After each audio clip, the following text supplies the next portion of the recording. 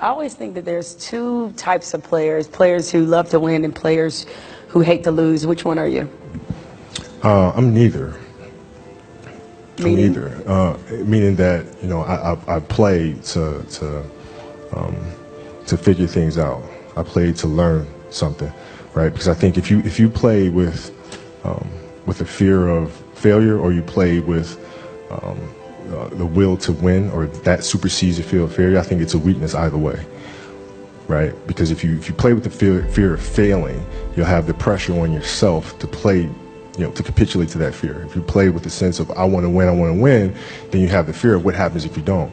But if you find common ground in the middle, in the center, then it doesn't matter. You're unfazed by either, right? And that enables you to really just stay in the moment, stay connected to it, and not feel anything other than what's in front of you. So I try to just be dead center. So a lot of people in general are afraid of failure. How did you become one of those people who doesn't seem to be afraid of failing? It doesn't exist. It's not existent. What the hell does that mean? Seriously, what does failure mean? It doesn't exist. It's a figment of your imagination. What does it mean? You're pulling a Jedi mind trick on me right now. I was like, does it exist? No, I'm serious. I'm trying to think, how can I explain it? So, let's use happy endings, right? And then we can relate this to failure, why it's not existent.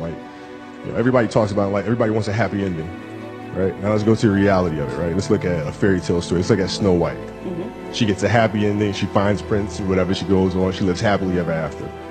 Well, I call bullshit on that, because 2 months later, the fact is they had an argument and he's sleeping on the couch.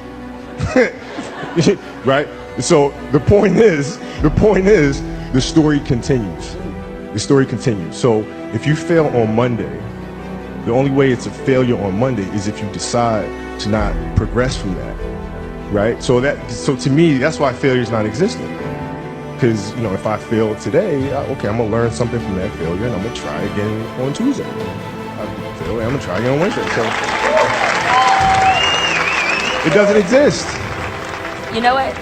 Should my ratings go in the tank? That's exactly what I'm gonna say to the boss. Hey, it doesn't exist. Yeah, but you know what? We should try it again on Thursday. If your ratings go in the tank, and which they won't, but if they did, you had learned a valuable lesson. You had learned a bunch of ways of how not to make a show that sucks.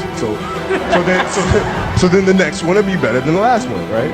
So are you telling me then, let's just say all the career statistics that you've compiled, they all still exist, still play for the Lakers, and all of that still happens. If you finished your career without a championship, you would not have looked at that as a failure?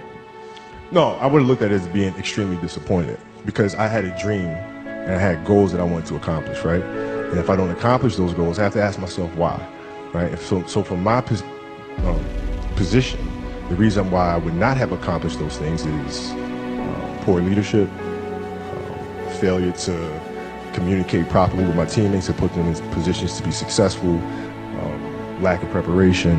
All those things would be reasons why I don't win, right? So now, if that was the case, in my career, I have to sit and I have to analyze that, and then as I move and I evolve, post basketball into business or whatever, those same weaknesses are going to reveal themselves there, right? So if I don't learn from that, I'm going to struggle here too, right? So I can take those situations and learn from those and have them,